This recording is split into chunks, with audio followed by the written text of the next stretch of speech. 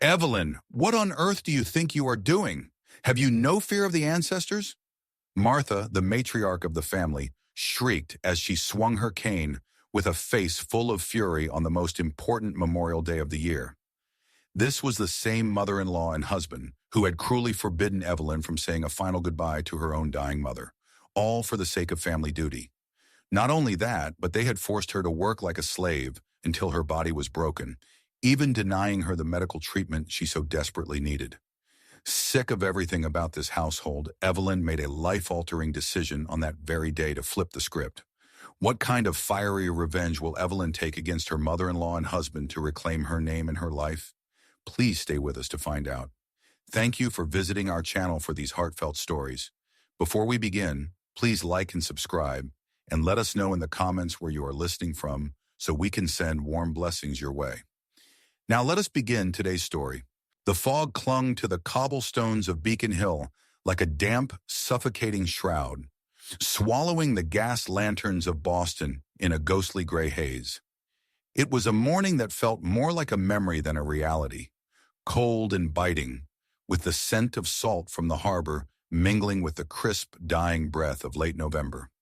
Inside the towering Victorian brownstone, the air was thick not with festive cheer, but with the heavy, cloying scent of sage, onions, and 30 years of unspoken resentment.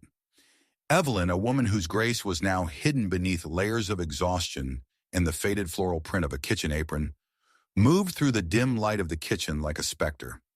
At 61, her eyes still held the faint, flickering light of the dancer she had once been, though her movements were now labored and heavy. She had been awake since 4 a.m., her world narrowed to the stainless steel prep table and the relentless ticking of the wall clock. With every step she took on the cold linoleum, a jagged bolt of lightning shot through her knees. The osteoarthritis had progressed from a dull ache to a cruel, grinding roar of bone on bone.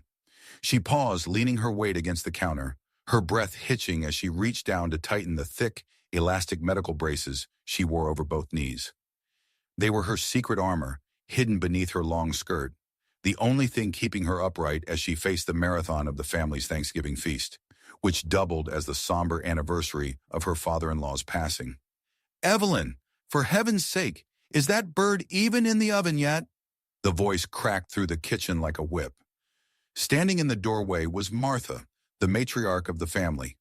At 85, Martha was a pillar of iron wrapped in expensive silk, her silver hair styled into a rigid crown. She moved with a cane, not because she was frail, but because it served as a scepter of her authority. Her eyes, sharp and judgmental, swept over the kitchen, finding fault in every shadow. "It's going in now, Martha," Evelyn replied, her voice a soft, practiced neutral. The stuffing took a bit longer to chill. "A bit longer? This is my husband's day, Evelyn. Have you no respect for the lineage you married into?" Martha's voice rose, vibrating with a practiced indignation. He was a man of stature in this city, and his memorial dinner must be perfect. But I suppose I shouldn't expect a woman who can't even manage her own household chores without whimpering to understand the weight of legacy. The word stung, but the memory that surfaced in Evelyn's mind stung more. A year ago, almost to the day, the phone had rung in this very kitchen. It was the hospice nurse in Rhode Island, telling Evelyn that her own mother was fading fast. Evelyn had grabbed her coat, her heart breaking, only to find Martha standing by the front door, blocking her path. "You have responsibilities here, Evelyn," Martha had said then, her voice as cold as the Boston winter. "The senator's memorial is tomorrow. You cannot simply flee to Rhode Island for a goodbye that won't change the outcome. Your place is here. Family duty, real family duty, is about the living legacy, not sentimental whims." Evelyn had stayed. She had basted the turkey while her mother took her last breath alone in a quiet room in Providence. She had served the gravy while her heart was being buried in a different state. A heavy footfall on the stairs signaled the arrival of Robert, Evelyn's husband. Robert was a man of mid-60s who carried the soft weight of a life spent behind a mahogany desk. He was handsome in a fading, aristocratic way, currently preoccupied with the mirror in the hallway as he adjusted a silk tie the color of expensive wine. "Is the heat up in here?" Robert asked, not looking at his wife but checking his profile. It needs to be comfortable when the brothers arrive. George and Arthur are bringing their wives, and I won't have them thinking we've let the house grow cold. Evelyn, make sure the silver is polished to a mirror finish. I want this table to look like it belongs in a magazine. It's a matter of pride. Evelyn looked at him, her hands trembling as she lifted the heavy roasting pan. Robert, I went to the specialist yesterday, Dr. Aries. He was very clear. She pointed to a cream-colored envelope sitting on the breakfast nook. The surgery can't wait. He said if I don't get the replacement soon, the damage to the nerves will be permanent. I might not be able to walk by next Christmas. Robert finally turned, but he didn't look at the envelope. He looked at the turkey, then at his watch.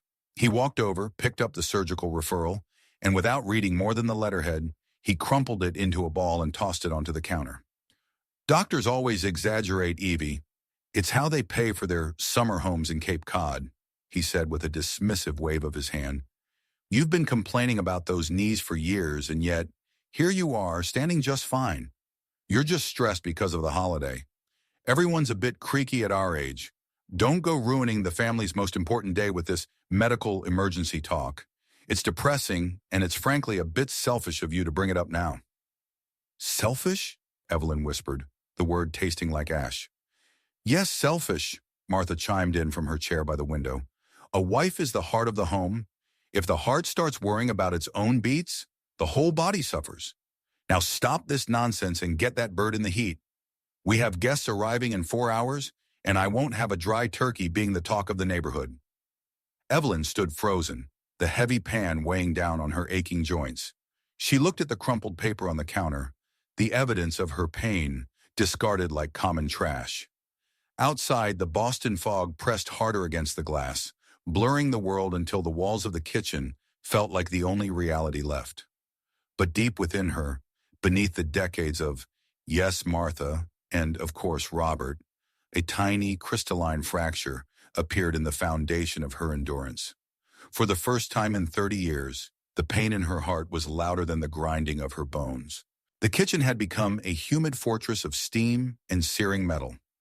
Evelyn stood before the industrial-sized oven, the heat radiating against her face, though her lower body felt as if it were encased in ice and broken glass. Every time she had to bend her frame to check the turkey or basted the root vegetables, a sensation like jagged needles, the GD technique of causing strong emotion through physical empathy, pierced through her joints. The osteoarthritis was a silent, relentless predator, gnawing at her resolve as much as her cartilage. She retreated to the small wooden stool in the corner, her breath coming in shallow, ragged hitches. With trembling fingers, she reached beneath her skirt to adjust the dual layers of elastic compression. The first layer was a medical-grade sleeve, the second a rigid wrap she had tightened so severely that her calves had begun to tingle. It was a desperate trade. She would sacrifice her circulation for an hour of artificial stability. This was the transformation of her daily life, not into a healer, but into a soldier of domestic obligation, marching on legs that had long since surrendered. A soft, rhythmic tapping at the back door broke the oppressive silence of the humming appliances. Evelyn wiped her brow with the hem of her apron and limped to the door. Standing there was Sarah, the neighbor from 2 houses down. Sarah was a woman of warm earth tones, always smelling of lavender and flower, with eyes that saw too much and a heart that refused to stay quiet. I brought some cranberry scones, Evelyn, Sarah whispered, handing over a basket draped in a checkered linen cloth. Her gaze fell immediately to Evelyn's pale, translucent skin and the way she favored her left side. Dear God, you look like a ghost. Why are you doing this all alone again? I saw Robert's car polished and ready at the curb, but I haven't seen him lift a finger to help you. Evelyn offered a thin, bitter smile. It's the memorial, Sarah. The lineage requires a certain level of sacrifice. Sarah sighed, a heavy sound full of pity. Sacrifice is for altars, Evelyn, not for kitchens. I remember when we were girls, watching you at the studio in Providence. You moved like you were made of light, the way you could hold a point for minutes. We all thought you'd be at the New York City Ballet by 25. Evelyn's eyes clouded with the silent voice of a lost soul. For a fleeting second, the scent of sage was replaced by the smell of rosin and floor wax.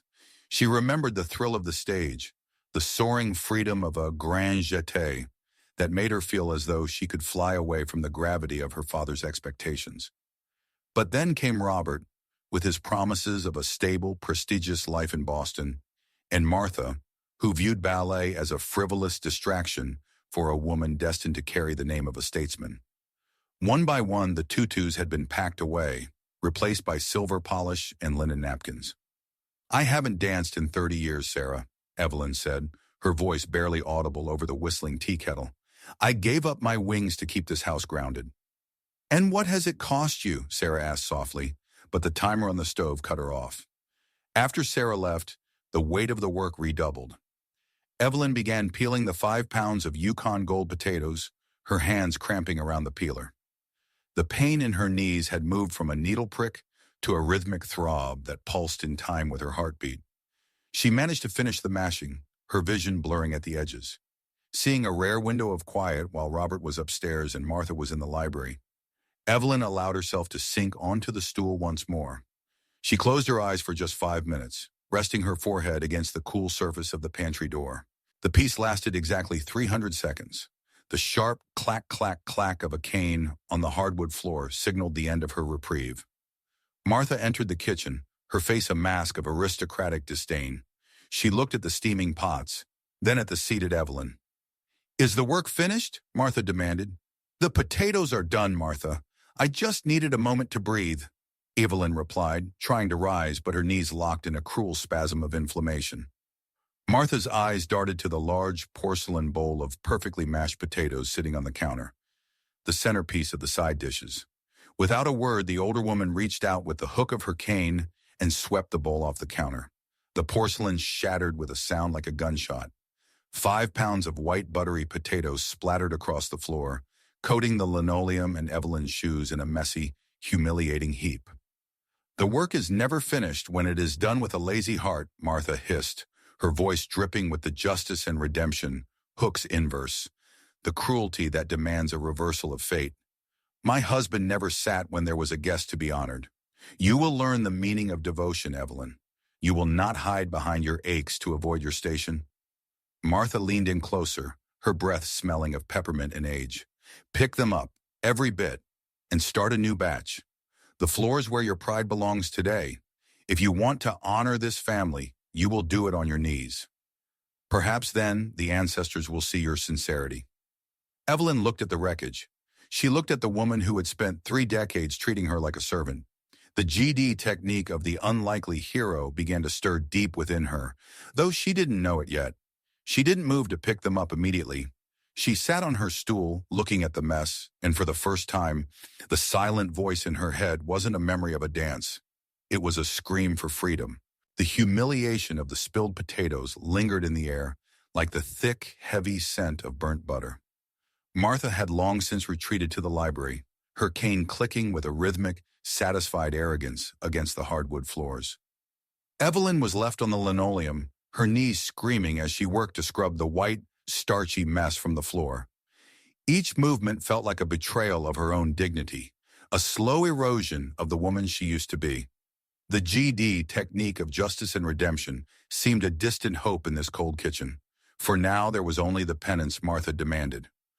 Once the floor was clean and a new pot of water was boiling for a fresh batch of potatoes, Evelyn sought a moment of refuge. She moved toward the back of the kitchen, past the pantry to a small built-in cabinet that had remained largely untouched since they had moved into the brownstone decades ago. It was a catch-all for old recipes, mismatched silver, and the shadows of a life lived in the service of others.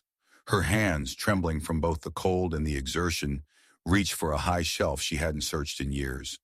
Her fingers brushed against a small wooden box, tucked behind a stack of tarnished serving platters. It was wrapped in a faded piece of silk, the color of a winter sunset. Evelyn pulled it down, her heart hammering against her ribs. This was the box her mother had sent from Rhode Island months before she passed, the one Martha had called clutter and Robert had ignored. Evelyn had never found the courage to open it, fearing the weight of the memories it contained would finally break her. She sat on the small wooden stool, the box resting on her lap. The lid creaked open, revealing a scent of cedar and old roses. Resting inside, wrapped in delicate tissue paper, was a pair of pale pink satin ballet slippers. They were worn at the toes, the ribbons frayed from use, but in the dim light of the kitchen, they looked like a miracle. These were the shoes Evelyn had worn during her final performance in Providence, before the weight of the Boston lineage had claimed her. Underneath the shoes lay a small cream-colored envelope. The handwriting was shaky but unmistakably her mother's. Evelyn's breath caught as she unfolded the single sheet of paper. "My dearest Evelyn," the letter began, "I know your knees ache because you have tried to carry the weight of the entire world for a family that does not know how to hold you. I saw you dancing in my dreams last night, light as the morning mist. Do not let these shoes collect dust any longer, my love. You were never meant to be a statue in someone else's museum. You were meant to move."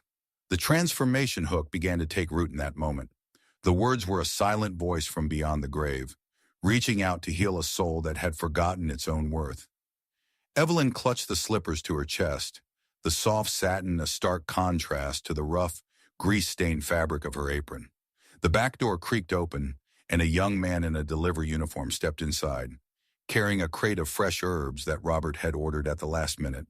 This was Marcus, a local college student working part-time to pay for his studies.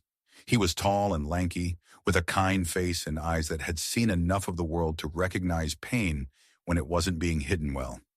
"Table's full, ma'am," Marcus said softly, noticing the shattered porcelain still in the trash and the way Evelyn was huddled over the small box. "You okay? You look like you've seen a ghost." Evelyn quickly wiped her eyes, tucking the letter back into the box. "I'm fine, Marcus. Just an old memory." Marcus lingered for a moment, his gaze falling on the pink slippers. "My grandmother used to say that memories are either anchors or sails. Depends on whether you use them to stay stuck or to go somewhere else." He set the herbs down and gave her a small, respectful nod before disappearing back into the Boston fog. His words stayed with her, echoing the message in her mother's letter. Evelyn looked around the kitchen, the copper pots, the expensive range, the heavy Victorian curtains that blocked out the light. This was her prison, and she had been her own most diligent jailer. The pain in her knees flared again, sharp and unforgiving. She looked at the surgical referral Robert had crumpled earlier, now sitting on the edge of the counter like a discarded promise. She thought of the miracle faith-based hook her mother had always believed in. The idea that God didn't just perform miracles in ancient books, but in the quiet corners of a weary heart. Evelyn slid off the stool and onto her knees, not to scrub the floor for Martha this time, but in a position of raw, unfiltered supplication. She placed her hands on the cold linoleum and lowered her head. The GD technique of causing strong emotion took hold as her tears finally broke, falling silently onto the floor she had spent 30 years polishing. "Lei Chua," she whispered, her voice cracking with the weight of decades of suppressed longing. "If you still perform miracles, if you still lead the lost home, please give me the strength to walk out of this door. Not for Martha, not for Robert, but for the girl who used to dance. Restore my faith in a life beyond this kitchen. Please help me find the way to my own soul again." The house remained silent, save for the ticking of the clock and the distant murmur of the television in the library. But as Evelyn stood up, her hand still clutching the pink ballet slippers, something had shifted. The fog outside seemed a little less suffocating. The unlikely hero hook was no longer just a story. It was becoming a plan. She tucked the slippers into the deep pocket of her apron, the ribbons hanging out like a secret banner of rebellion. The dinner would proceed, the guests would arrive. But Evelyn was no longer just a servant in a brownstone. She was a woman preparing for her final performance. The doorbell chimed with a relentless, melodic persistence that echoed through the marble-floored hallways of the brownstone. It was the sound of the lineage arriving in full force. The Boston fog had thickened into a soup of gray, pressing against the windows as if trying to bear witness to the gathering inside. Evelyn stood in the center of the kitchen, her body trembling under the weight of a dozen different demands. The turkey was roasting, the cranberry sauce was simmering, and the fresh potatoes, the ones Martha had forced her to start over, were finally steaming in the pot. But the silent voice of her mother's ballet slippers, tucked deep into her apron pocket, felt like a burning ember against her thigh. It was a soul connection that transcended her current exhaustion. In the foyer, the booming voices of George and Arthur, Robert's brothers, filled the air. George was a man of excessive appetite and loud opinions, a corporate lawyer who wore his success in the cut of his expensive wool coat. Arthur, the younger brother, was quieter but possessed a sharp, judgmental edge, always looking at the world as if it were a ledger that never quite balanced. They swept into the living room with their wives, dropping coats and scarves into Robert's waiting arms, heading straight for the crystal decanters of scotch. From the kitchen, Evelyn could hear the eruption of laughter. They talked of the stock market, of their golf handicaps at the club, and of the good old days when the senator was still alive to lead them. Not once did the conversation drift toward the woman in the kitchen who had spent 30 years ensuring their comfort. Evelyn reached for a stack of heavy porcelain plates, her knees buckling as she shifted her weight. The GD technique of causing strong emotion through physical pain was at its peak. Her joints felt like they were being crushed by a vice. A cold sweat broke across her forehead, stinging her eyes. As she reached for the silver cutlery tray, a silver dinner fork slipped from her numb fingers, clattering loudly against the floor. "Evelyn! Honestly!" Martha's voice cut through the laughter of the brothers. The matriarch appeared in the kitchen doorway, her silver hair shimmering under the chandelier light. "The guests are here, and you're dropping the silver like a common scullery maid? You've become so incredibly clumsy. Do try to pull yourself together before you embarrass Robert any further." Evelyn didn't answer. She couldn't. She just stared at the fork on the floor, her vision blurring. The heavy front door opened again, but this time there was no chime. A blast of cold, salty air followed a figure into the hallway. Grace, Evelyn's eldest daughter, stepped into the light. At 28, Grace had her mother's fine features, but her grandmother's iron will. She lived in Providence, working as a social worker, a life her father considered noble but beneath the family name. She wasn't supposed to be home for another 3 hours, but something, perhaps a transformation hook of intuition, had told her to drive through the fog early. Grace ignored her uncle's greetings, her eyes scanning the room until they landed on the kitchen. She walked past Martha without a word and stopped dead. She saw her mother. She saw the way Evelyn was leaning heavily against the counter, her face a mask of gray exhaustion. She saw the sweat-soaked hair clinging to Evelyn's temples, and the way her mother's hands were clamped white-knuckled over her apron pockets. But most of all, she saw the sheer, unadulterated pain in her mother's eyes. The kind of pain that comes from being invisible in your own home. "Mom," Grace whispered, moving toward her. "Mom, you're shaking." "I'm fine, Grace," Evelyn lied, her voice a thin thread. I just need to get the first course out." "No," Grace said, her voice dropping to a dangerous low frequency. She turned to see Martha standing there, looking expectant, and her father, Robert, who had wandered into the kitchen holding an empty glass. "Grace." "You're early," Robert said, smiling as if everything were perfect. "Evelyn, since Grace is here to help, maybe we can speed up the appetizers. George is getting hungry, and you know how he gets." Grace looked at her father. She looked at his polished shoes, his silk tie, and the way he looked at the roasting turkey with more affection than he looked at the woman who had spent the morning preparing it. This was the moment of justice and redemption, where the wicked indifference of the family was about to be met with a silent, growing storm. "Appetizers?" Grace asked, her voice trembling with a fury she had suppressed for years. "You want appetizers, Dad?" "Well, yes. And tell your mother to fix her hair. She looks a bit disheveled for company." The air in the kitchen seemed to vanish.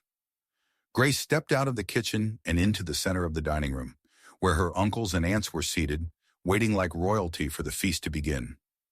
Robert followed her, confused, while Evelyn stood in the doorway, clutching the doorframe for support. Grace didn't sit down. She stood at the head of the table, her shadow long against the white linen cloth. "I've been standing here for 3 minutes," Grace said, her voice now loud enough to silence the room. "And I've watched all of you. You've talked about your cars, your money, and your legacy. But not one of you has looked at the woman who made this day possible." "Grace, don't be dramatic," Robert warned, his face reddening. "Your mother is fine. She's just a bit tired." "Fine," Grace shouted, the unlikely hero hook manifesting in her defense of her mother. She pointed a finger directly at Robert, her voice echoing off the high ceilings. "Look at her, Dad. Look at her face. She is in agony. Her knees are failing. She's dripping with sweat. And she's been on her feet since 4 in the morning while you were upstairs picking out a tie." The uncles shifted uncomfortably. Martha narrowed her eyes. "Grace, the silent voice of a daughter should be one of respect," the old woman hissed. "Evelyn knows her place." "Her place?" Grace turned on her grandmother. "Her place isn't as your slave, Grandma.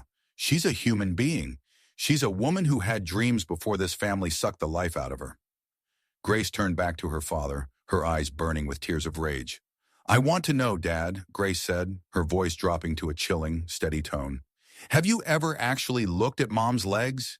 Have you seen the braces she has to wear just to stand up and cook for you? Have you ever once in 30 years truly seen the woman you married? Or do you only see the person who puts the food on the table?" Robert opened his mouth to speak, but no words came out. He looked at the table, heavily laden with silver, crystal, and the scent of a perfect meal. And then he looked at Evelyn. For a split second, the GD technique of a transformation hook flickered in the room. The pain in Evelyn's eyes was finally, briefly impossible to ignore. But the silence that followed was heavy with the weight of a family that didn't know how to see anything beyond its own reflection. The grand dining room of the Boston brownstone was a theater of opulence. Polished mahogany gleamed under the amber glow of a crystal chandelier, and the air was thick with the scent of roasted herbs and expensive cologne. The brothers, George, the booming lawyer, and Arthur, the meticulous accountant, sat with their wives, their laughter clinking like the fine crystal in their hands. At the head of the table sat Robert, looking every bit the patriarch he imagined himself to be, while Martha sat to his right, her silver hair shimmering like a cold crown. "A toast," Robert announced, standing with a glass of vintage Cabernet raised high. His voice was rich with a self-serving pride. "To the legacy of our father, the senator, to the traditions that bind us, and the strength of a family that never wavers. We gather here not just to eat, but to remember who we are." "Here, here," George bellowed, his face flushed with drink. In the kitchen doorway, Evelyn stood in the shadows. The GD technique of causing strong emotion through physical pain was no longer a metaphor. It was a screaming reality. Her knees felt as though they were filled with crushed glass, and every breath was a battle against the nausea of exhaustion. She was a transformation in progress, moving from a healer of others to a soul on the brink of collapse. With Grace watching from the corner of the room, her eyes burning with a silent, protective fury, Evelyn began her final task. She lifted the massive silver platter holding the 20-pound turkey. The weight was immense. As she stepped onto the plush Persian rug of the dining room, her legs buckled. The dual layers of compression bandages beneath her skirt couldn't hold the failing joints anymore. The world tilted. With a sickening thud, Evelyn collapsed. Her knees hit the floor with a sound that seemed to echo louder than the conversation. The platter slid forward, the turkey tumbling onto the pristine white linen and then onto the floor, grease splattering the intricate patterns of the rug. Silence fell over the room. It wasn't the silence of concern, but the silence of a disrupted performance. Evelyn lay there, her cheek pressed against the cold mahogany leg of the table. She waited for a hand, Robert's hand, to reach down and lift her. She waited for a word of comfort. Instead, the first sound she heard was the sharp intake of her husband's breath. "Evelyn! The rug!" Robert didn't move toward her. He stared in horror at the dark grease stains spreading across the wool. "Do you have any idea how much it costs to clean a handmade Persian? Why on earth were you so careless?" "Oh, for heaven's sake," Martha hissed, her cane striking the floor with a rhythmic, judgmental thud. "A fall on the Memorial Day? This is a terrible omen. It shows a complete lack of spiritual focus.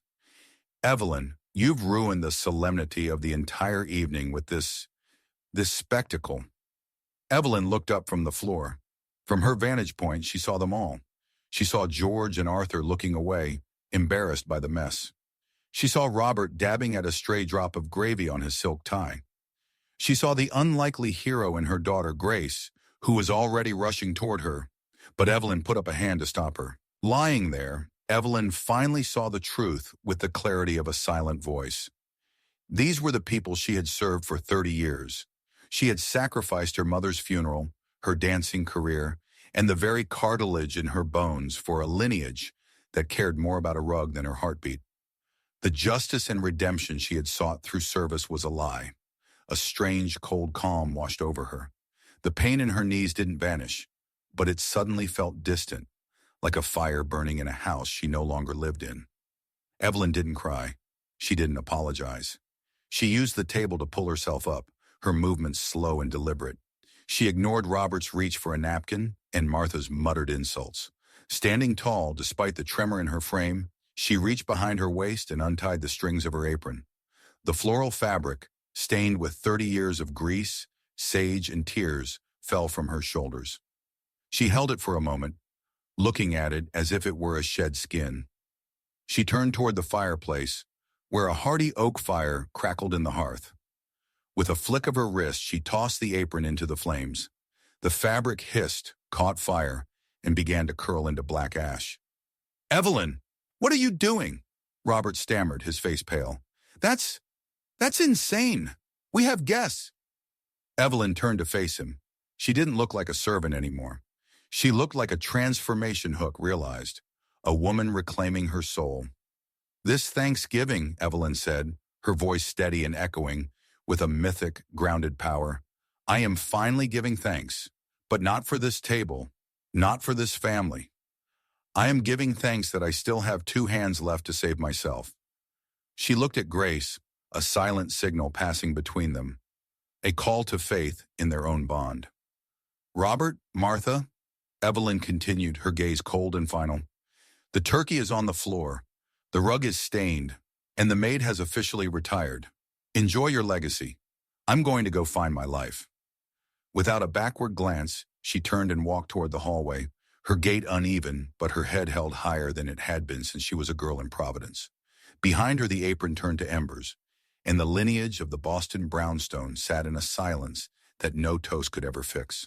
The front door of the Boston brownstone slammed shut with a finality that echoed like a gunshot through the silent, fog-choked street. Outside, the air was sharp and tasted of salt and impending winter. Grace gripped her mother's arm, guiding her down the stone steps as Evelyn leaned heavily on a single suitcase, a battered leather thing that had once belonged to her mother. Every step was an agonizing battle.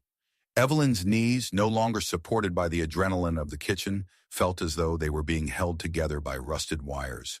But she didn't wince. The GD technique of causing strong emotion through physical pain was shifting.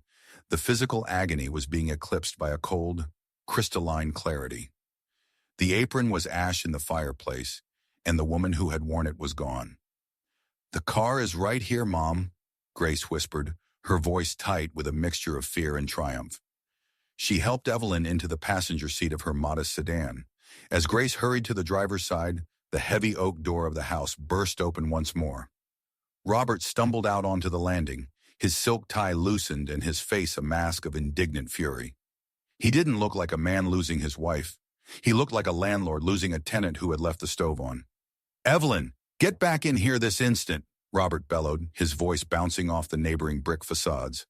He jogged down the steps, stopping just short of the car as Grace started the engine. "Have you lost your mind? George and Arthur are still at the table. The turkey is on the floor, and the kitchen is a disaster." He hammered his fist against the passenger window, his face contorted. "Who is going to clean up this mess, Evelyn? Answer me. Who is going to Don Dep Jong Hun Jon Nai?" Evelyn didn't roll down the window. She didn't shout back. She simply turned her head and looked at him through the glass. Her eyes were calm, devoid of the silent voice of longing she had carried for decades. In the dim glow of the street lamp, she saw Robert not as her husband, but as a stranger who measured her worth by the cleanliness of a rug. As the car began to pull away, she watched him in the side view mirror, a small, red-faced man growing smaller and smaller until he was swallowed by the Boston fog. It was a look of total severance. "We're going to Providence, Mom," Grace said, her hands trembling slightly on the steering wheel. "Back to Grandma's neighborhood. I've already aired out the cottage. There are trees there, quiet trees, and the air doesn't feel like it's trying to choke you. As they hit the I-95 South, leaving the suffocating prestige of Beacon Hill behind, a new figure entered their journey. Officer Miller, a graying highway patrolman with a face like a crumpled road map, pulled them over just outside of Dedham for a broken taillight Grace hadn't noticed in her haste. Miller leaned toward the window, his eyes softening when he saw Evelyn's pale face and the way she clutched her knees. "Everything all right here, ladies? You look like you're in a hurry to get somewhere important."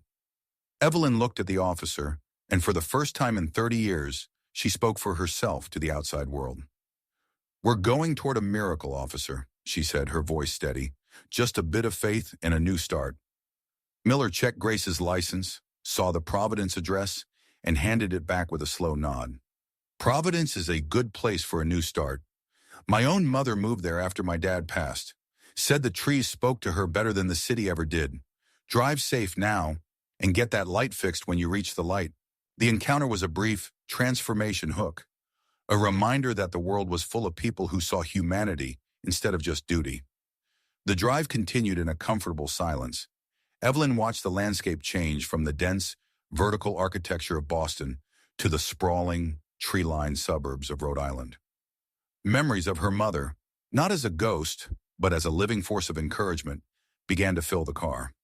She remembered the way her mother used to hum while gardening, a silent voice that told her she was more than her labor. Grace reached into the center console and handed Evelyn her phone. "Mom, the family group chat is blowing up. Uncles George and Arthur are calling Robert a weak link because he couldn't control his own house. Martha is demanding you be dealt with for the disrespect." Evelyn took the phone. Her fingers, though stiff, moved with purpose. This was the moment of justice and redemption, the point where the wicked are held to account. She thought of the 30 years of unpaid labor, the missed funerals, the destroyed ballet slippers, and the crumpled surgical referrals. She typed a single long message into the group chat where every member of the lineage would see it. "To Robert, Martha, and the family, I have spent 30 years as the ghost in your hallways. Tomorrow morning, a legal representative will be in touch. You will find an itemized invoice for 30 years of domestic management, catering, and elder care, alongside a formal request for the division of assets to cover my dual knee replacement surgery. I gave you my youth and my health. I will not give you my future. Chugyajin ngon mieng boy mum kokoi kung toi now." The one currently on the floor? It's exactly what your legacy deserves. She hit send and then, with a sharp, satisfied click, she blocked every single number in the group. The phone vibrated once more in her hand before the block took full effect, a final panicked text from Robert that she didn't bother to read. She tossed the device into the back seat. "Mom," Grace asked, a smile finally breaking across her face. "You did it." Evelyn leaned her head back against the headrest. The pain in her knees was still there, a dull, throbbing reminder of the price she had paid. But as they crossed the state line into Rhode Island, the call to faith felt real.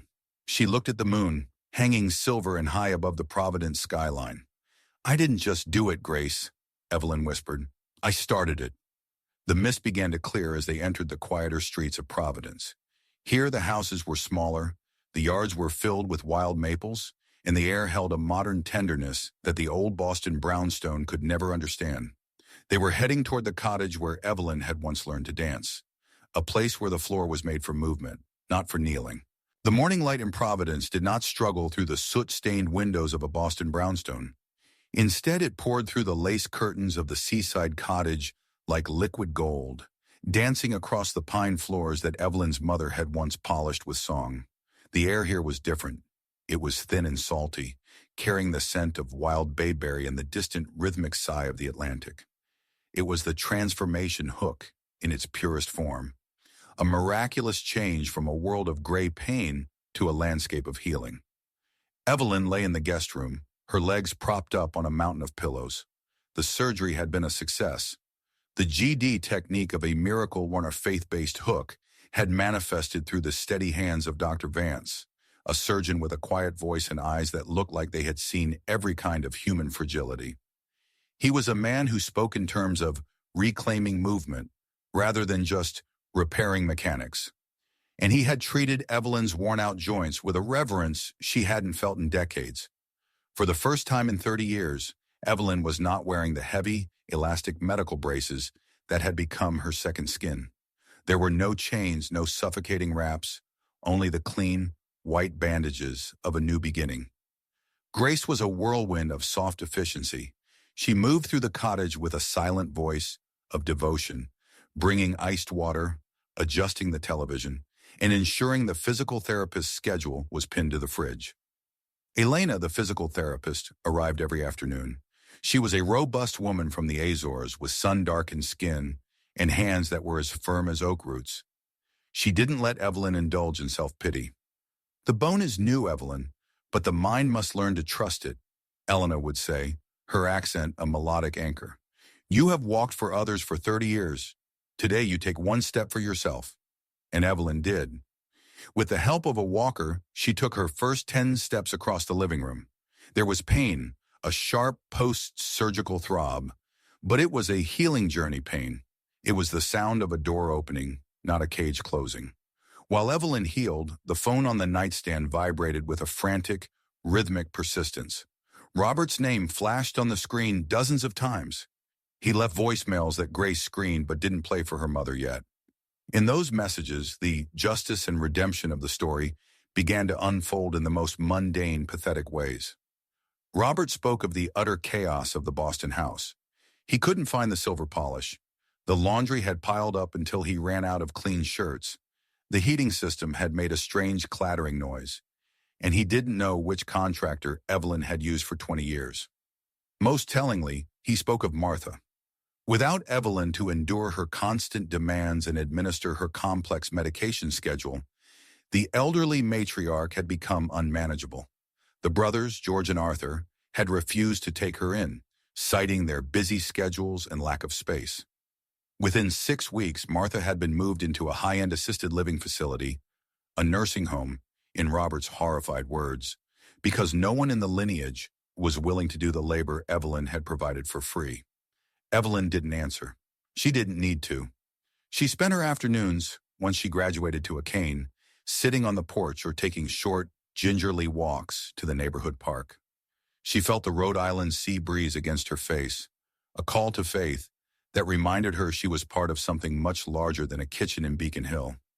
She watched the seagulls wheeling over the Narragansett Bay and felt the grounded realism of her new life. One evening, as the sun dipped below the horizon, painting the Providence sky in shades of violet and bruised orange, Grace sat down beside her mother on the porch swing. "Mom, I need to show you something," Grace said, her voice steady but carrying a hidden weight. She opened her laptop and pulled up a series of digital files. "When I came to Boston that Thanksgiving, I didn't just come to eat," Grace revealed. "I had a feeling, Mom. I've had it for years. So I used my phone. I recorded it all." Grace pressed play. The silent voice hook was replaced by the harsh recorded reality of the Boston brownstone. Evelyn heard Martha's voice, sharp and cruel, demanding she que shong not quai tai. She heard Robert's dismissive laugh as he crumpled the surgical referral, calling her selfish for being in pain. She heard the brothers joking about how lucky Robert was to have a wife who worked like a mule for the price of a roof. "I've already sent these to the attorney I told you about," Grace said, her eyes flashing with the unlikely hero fire. "This isn't just about a divorce, Mom. This is about justice and redemption. These recordings prove a pattern of domestic abuse and labor exploitation. They can't argue that you volunteered your health away when we have proof they coerced you and mocked your medical needs. I'm going to make sure that when the house is sold or the assets are split, you get every cent you need to live the rest of your life in comfort. They thought they could silence you, but they forgot I was listening." Evelyn looked at her daughter. She saw the strength she had tried to model, even when she felt weak. She saw a hero who didn't wear a cape, but a social worker's lanyard. "Grace," Evelyn whispered, reaching out to take her daughter's hand. "I thought I was just escaping a house. I didn't realize I was winning a war." "You already won the war when you walked out that door, Mom," Grace replied. "Now we're just making sure they can't take anything else from you." Evelyn leaned back. The rhythmic creak of the porch swing a peaceful contrast to the recorded vitriol she had just heard. She looked down at her knees. The scars were still red, the skin still tender, but the shackles were gone. She wasn't a ballerina yet, but as she stood up to walk back inside, she didn't lean on Grace. She used her own strength, her own new knees, and the light in Providence to guide her way. The air in Providence was crisp, smelling of dried maple leaves and the sharp, clean scent of the incoming winter tide. It was a morning that felt less like an ending and more like a long-awaited beginning. 1 year had passed since the night the fog of Boston had been left in the rearview mirror. In that time, the world had changed, but more importantly, the woman in the center of it had been reborn. Evelyn stood in the center of a sun-drenched studio on the edge of the city. The space was simple: white walls, high ceilings, and a floor of polished oak that seemed to glow with its own inner light. On the door, a small elegant sign read, "The Phoenix Dance, Movement for Every Soul." This was no longer a dream tucked away in a dusty cedar box. It was a reality built on the foundation of her own reclaimed strength. "Arms up, ladies. Reach for the light as if you're trying to touch the very edge of the sky," Evelyn said, her voice melodic and firm. In front of her were a dozen women, most in their late 60s and 70s. Among them was Clara, a woman of 75 with a crown of snowy hair and a mischievous sparkle in her blue eyes. Clara had arrived months ago with a stiff back and a heart heavy with the loss of her husband, but today she moved with a fluid, surprising grace. There was also Pastor Thomas, a gentle man with skin the color of mahogany and a laugh that seemed to vibrate in his chest. He didn't dance, but he sat on a bench near the window, a friend who had helped Evelyn find her footing in the local community, offering a silent, supportive presence that felt like a call to faith in the goodness of neighbors. Evelyn watched them move. She wasn't wearing a floral apron or medical braces. She wore black leggings and a soft wraparound sweater. Her knees, though marked by thin, silver surgical scars, were strong. They didn't click. They didn't scream. They simply carried her. Later that afternoon, the studio was empty, and the cottage in Providence was filled with a different kind of warmth. Grace was in the kitchen, but the atmosphere was light years away from the suffocating tension of the Boston brownstone. There was music playing, a soft jazz record, and the scent of roasting squash and fresh bread filled the rooms. This wasn't a memorial to a dead senator or a test of a daughter-in-law's endurance. This was a celebration of survival. "Mom, the table is set," Grace called out, stepping into the living room. She looked vibrant, the weight of her mother's suffering no longer casting a shadow over her own young life. Just as they were about to sit, a soft, hesitant knock echoed at the front door. Evelyn and Grace shared a look. Grace started to move, but Evelyn placed a hand on her daughter's arm. "I'll get it," she said. Evelyn opened the door to find a man who looked like a faded photograph of the person she used to know. Robert stood on the porch, his shoulders slumped and his expensive wool coat hanging loosely on a frame that had grown thin. His hair was more gray than silver now, and the arrogance that had once defined his face had been replaced by a hollow, haunting fatigue. He looked tootooey, haggard, like a traveler who had realized too late that he had been walking in the wrong direction for 30 years. "Evelyn," he whispered, his voice cracking. He looked past her into the warm, inviting glow of the cottage, a world he was no longer a part of. The house is so quiet, Evie. She doesn't recognize me half the time at the facility. George and Arthur won't even take my calls unless it's about the legal settlement. I didn't realize how much of the light you carried until you took it with you."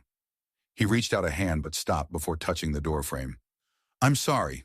For the rug, for the potatoes, for the 30 years I didn't see you. Please, can we just try to go back? I'll do better. I'll help. Just come back to Boston." Evelyn looked at him, and for a moment she felt a flicker of the old pity. But it was quickly replaced by a profound, grounded realism. She didn't feel anger, nor did she feel the need to scream. She felt like a survivor looking back at a shipwreck from the safety of the shore. "Come in for a moment, Robert," she said quietly. She led him to the kitchen and poured a cup of tea. She didn't offer him a place at the Thanksgiving table, but she sat across from him. "I've forgiven you, Robert," she said, her voice steady and lyrical. "I had to, so that I wouldn't carry your bitterness into my new life. But you're asking me to go back to a place that no longer exists. The woman who served your family, the woman who knelt on that kitchen floor and burned her apron in the hearth. She died in that fireplace last year. I am someone else now." Robert looked down at his tea, his hands shaking. "But what am I supposed to do?" "You're supposed to learn how to be a person without a servant," Evelyn replied firmly. "You're supposed to find your own light, Robert. I can't carry yours anymore. My hands are full of my own life now." She walked him to the door. As he stepped back out into the Providence twilight, he looked back once, realizing that the justice and redemption of the story was that he was finally seeing her, but only now that she was completely out of his reach. Evelyn closed the door and returned to the table. She looked at Grace and at the empty chair that sat by the window, a chair not for someone missing, but as a symbol of the space she had finally made for herself. "Ready, Mom?" Grace asked. Evelyn didn't answer with words. Instead, she stood up. She didn't reach for a cane or a walker. She stood in the center of the room, the transformation hook reaching its peak. Slowly, with a grace that felt mythological in its tenderness, she rose onto her toes. She performed a gentle, slow pirouette, a grand jeté of the soul. There was no pain. There was only the silent voice of the music and the strength of a woman who had taught herself how to fly again. She stopped, her face radiant, and looked toward the window, where the first stars were beginning to pierce the Rhode Island sky. She smiled, a deep, reflective smile that seemed to reach out to every woman still trapped in a kitchen, not of her making. "If you believe that God still performs miracles for the weary," Evelyn whispered, her voice a call to faith that resonated with modern tenderness. "If you believe he still leads wounded souls out of the fog and into the light, then let this story be your strength. Share it with those who feel invisible and tell them that it is never too late to dance. Amen." She sat down to dinner, the empty chair finally filled with the presence of a woman who was, at last, truly home. The story of Evelyn reminds us that our worth is not measured by the depth of our service to those who do not see us, but by the courage we find to honor our own soul. We often spend years quelling our own inner voice to maintain a legacy or a tradition that only serves to keep us in chains. True devotion does not require the destruction of your health or the abandonment of your dreams. Remember, you cannot pour from an empty cup, and you cannot dance if you are always kneeling at the feet of indifference. Today, may you find the strength to untie the apron of your burdens and step into the light of your own life. If Evelyn's journey touched your heart today, please help us spread this message of hope. Like this video if you believe it is never too late for a new beginning. Share this story with a friend or family member who needs to be reminded of their own strength. Comment below with your own thoughts or a message of encouragement for others. Subscribe and turn on the notification bell to join our community of continuous learning and heartfelt storytelling. Heavenly Father, we thank you for the miracles that happen in the quiet corners of our lives. We ask for your special blessing upon every person watching this today. For those who feel invisible, give them your eyes to see their own value. For those who are in pain, provide your healing touch. And for those standing at a crossroads, give them the courage to walk toward the light you have prepared for them. May your peace, which surpasses all understanding, guard their hearts and minds. If you believe that God leads every wounded soul home, please write Amen in the comments below.